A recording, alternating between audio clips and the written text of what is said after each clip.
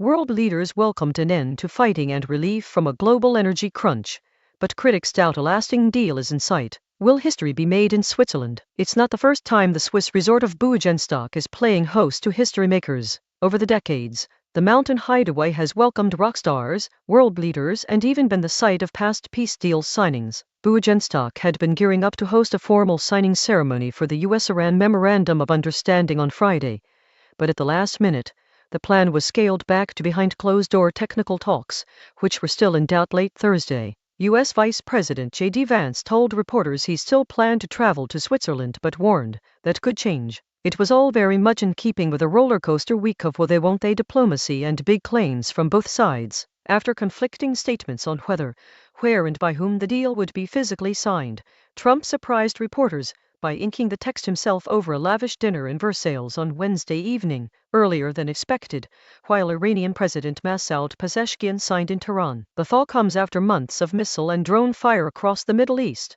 which followed the US and Israel's attack on Iran in February. But this is only the beginning of the story, and the question looming over the Swiss mountain talks is exactly what kind of history they'll be making. We sat through Trump's G7 press conference on Wednesday, as he espoused the benefits of his new framework agreement with Iran. In what seemed like an hour-long greatest hits montage of controversial lines from the last few days, Trump praised Iran's new leadership, claimed he had achieved regime change and prevented a nuclear holocaust, and reiterated threats to bomb the hell out of Iran if they don't reach a broader deal. When asked what made him so sure that Iran won't impose tolls in the Strait of Hormuz, as outlined in the framework text, he replied common sense. They don't want to get bombed. To view this video, please enable JavaScript and consider upgrading to a web browser that supports HTML5. Video. G7 leaders gave Trump a strong show of support on Wednesday. French President Macron was resolute in his assessment that the agreement was a wise move and offered to deploy a Franco-British mission to the Strait to assist implementation, something Trump quickly shrugged off. Rowena Binti Abdul Razak,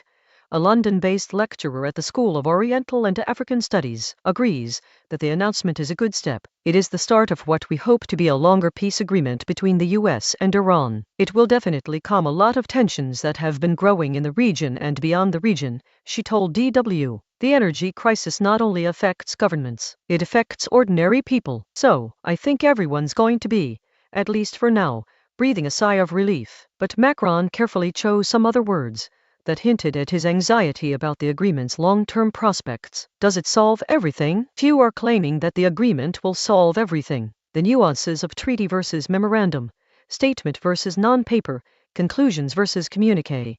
These debates are usually reserved for diplomats themselves and the political nerds like me who follow their work. But here's the crux of the matter. There is no deal yet. Tehran holds back from talks to cement ceasefire due to ongoing Israeli attacks on southern Lebanon. Planned talks in Switzerland between the United States and Iran to discuss the technical terms of their ceasefire deal have been postponed. The Swiss Foreign Ministry confirmed early on Friday that the talks, which were scheduled to take place in Bürgenstock, would not go ahead. Reports suggest that Iran has delayed sending its delegation to discuss the technical issues linked to the ceasefire deal, digitally signed by the two countries on Wednesday, due to Israel's ongoing military campaign in Lebanon. Israeli attacks overnight and into Friday have reportedly killed at least 16 people in southern Lebanon, with Iran-linked Hezbollah reporting intense fighting. A ceremony followed by talks was expected to be held at the Bürgenstock resort in Stansted, near Lucerne in central Switzerland. It is owned by Qatar Hospitality, part of Qatar's sovereign wealth fund, which helped mediate peace in the conflict. On Friday, in a message to the AFP news agency,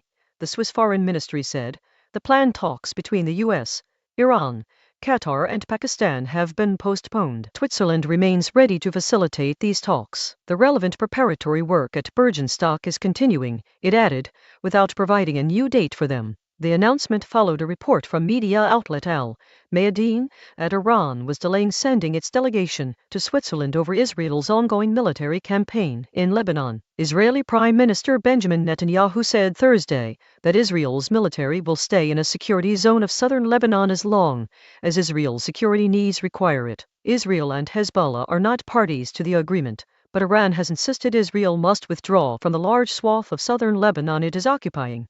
The U.S. push to quickly begin high-stakes talks with Iran hit a snag just 2 days after signing a 14-point memorandum of understanding, which sets out a framework for talks during a 60-day negotiation period. Vice President J.D. Vance had been prepared to make an overnight flight to meet with his Iranian counterparts at the mountainside resort in the tiny Swiss village of Aubergine. His staff and a small group of journalists had even gathered at Joint Base Andrews, outside Washington, in anticipation of the trip. Meanwhile, dozens of White House officials, advanced staffers and more media gathered in Switzerland to prepare for Vance's arrival.